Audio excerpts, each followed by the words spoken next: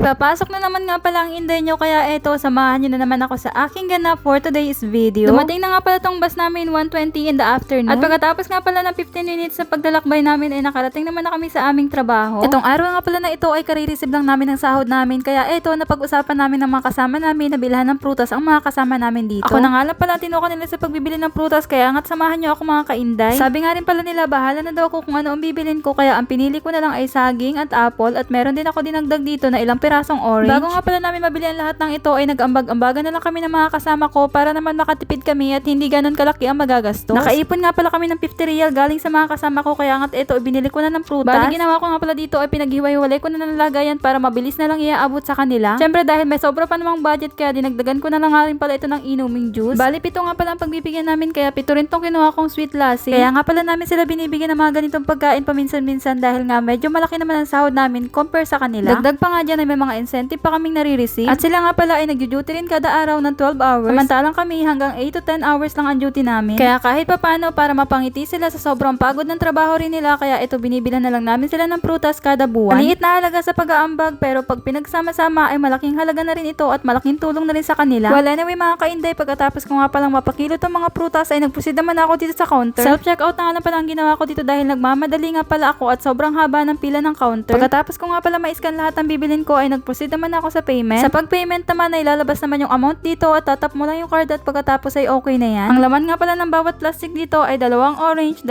apple at 2 banana. Nilagay ko na nga lang din pala sa plastic tong sweet lassi para nga mamaya ay meron silang maiinom kapag gusto nilang uminom ng malamig. Bago nga pala sila umuwi ay pinagbibigyan ko na nga pala sila nitong tagi-isang plastic. Dahil ako na nga rin palang inassign nila para magbigay nitong mga prutas, kaya ito pinagbibigay ko na sa mga helper namin. 5 nga palang helper namin dito at meron kami ditong 2 security guard na pinagbigyan din namin. Gulat na gulat pa nga itong 2 security guard dito dahil first time nga namin silang binigyan ng prutas. Dahil naka-LL naman ang person, kaya ito pinagbibigyan na lang namin sila lahat. Wala na ways, pagkatapos nga pala ng mahaba-habang duty dito ay umuwi naman na pala ako. At sa pag-uwi ko nga ay dediretso nga ako dito ng supermarket para naman magbili ng mga kailangan ko ng pansarili. Lumabas nga pala ako dito na naka-short lang, kaya medyo kinakabahan nga ako kasi baka makita ako ng mga para. Bawal kasi guys na naka-short dito, pero sa tingin ko pwede naman to dahil medyo mahaba, kaya nag-short na lang ako. At dahil nakita ko rin naman sa unahan ko na may naka-short ditong babae, kaya naman for the go na lang ang person. Walking distance nga lang pala itong supermarket na to, kaya naman naglakad na lang ako papunta dito. At kung nanonood ka naman ng mga vlog ko, I'm sure nakita mo itong supermarket na to na madalas namin puntahan ng Inday nyo. At ito nga pala tinatawag na Lulu Market, na kung saan ay maraming sale, kaya dito kami madalas pumupunta. Alam niyo ba mga ka-Inday, nung kadadating ko lang dito sa Qatar ay hindi ko talaga ma-memorize kung paano pumunta dito sa Lulu Market. Malapit lang talaga to sa amin, pero medyo kinakabahan talaga ako maglakad-lakad dito dahil akala ko kasi ay kikidnapin ako. Dami kasing supermarket dito guys, ay hindi naman namin to noon madalas mapuntahan, kaya naman medyo kinakabahan ako kapag naglalakad-lakad ako mag-isa dito. Hanggang sa isang araw, may isa akong friend na sinamahan ako dito at talagang minemorize ko yung daan. Dahil akala ko nga nung una ay nakakatakot maglakad dito mag-isa sa Qatar, baka kung ano ang mangyari sa'yo. Pero ang totoo niyan guys ay sobrang safe dito sa Qatar. Sa sobrang strict nga ng batas dito ay wala agad nakakagawa ng mga kalokohan. Kaya ngayon kahit alas 3 na ng madaling araw ay okay lang maggala-gala dahil wala naman sa'yo makikialam dito. Wala na miss mga ka-Inday, humabol na nga lang pala si Inday nyo dito sa akin dahil kagagaling nga lang pala din niya ng work. Dito na nga lang pala kami nagkita sa supermarket dahil bibili nga rin pala siya ng grocery niya. Sobrang dadami nga pala ng mga nakasale ditong pagkain, mga gamit, kaya naman tuwang-tuwa ako at sabi ko nga sa sarili ko gusto ko bumili ng mga pasalubong dito pang Pinas. Ito na nga yung mga laruan dito na talaga namang matutuwa si Bibo kapag dinalhan ko siya nito. Pumili nga lang pala ako dito ng gulay at sangkap sa bahay para naman pag magluluto ako ay hindi na masyadong mahirap maghanap ng lulutuin. Pumili nga pala ako dito ng paminta, luya at magic sarap dahil ito nga pala ang pinaka-importanteng kailangan ko talaga everyday. Alam niyo naman guys, kapag wala ang mga sangkap na yan ay talaga namang hindi natin malasahan ang sarap ng niluluto natin. Bumili nga rin pala ako ng munggo at okra dahil gusto ko nga rin pala tong ulam na ito. At syempre hindi rin mawawala dito ang mais na matagal ko nang gustong bilihin. Meron pa nga pala akong karning baka sa ref, kaya naman ito bumili ako ng mais para makapagluto na nga ako ng bulalo. Medyo matagal-tagal na rin pala naninirahan sa ref yung beef, kaya naman eto lulutuin ko na siya. At dahil may ibang gulay pa naman ako sa ref, kaya ito na lang muna ang ihahalo ko. Pagkatapos nga pala namin magbayad ay lumabas naman na kami dito at inaantay na lang namin ang sasakyan namin. Dahil medyo marami nga rin pala ito nabili namin, kaya naman sakyan na lang kami para naman hindi na kami mahirapan sa pagbuhat. At sa pag-uwi ko nga ay nakapagpalambot na nga rin pala ako dito ng beef at syempre nilagyan ko na ng mga sangkap, kaya mais na lang talagang inaantay nito. Pagkatapos ko nga pala magluto ay hinanda ko na rin naman tong kanin ko dito at syempre kakain na tayo mga ka-Inday. Hindi nga lang pala yung sinabaw ko sa bulalo ko dahil ako nga lang pala ang kakain. Hindi nga pala kumakain ng beef si Inday nyo. Tatagal nga pala sa akin ng halos 2 araw tong pagkain na to dahil nga ako lang naman ako kumakain ng beef. Lalagay ko na nga lang pala sa rep yung natira ko para may pang ulam pa ako sa susunod na araw.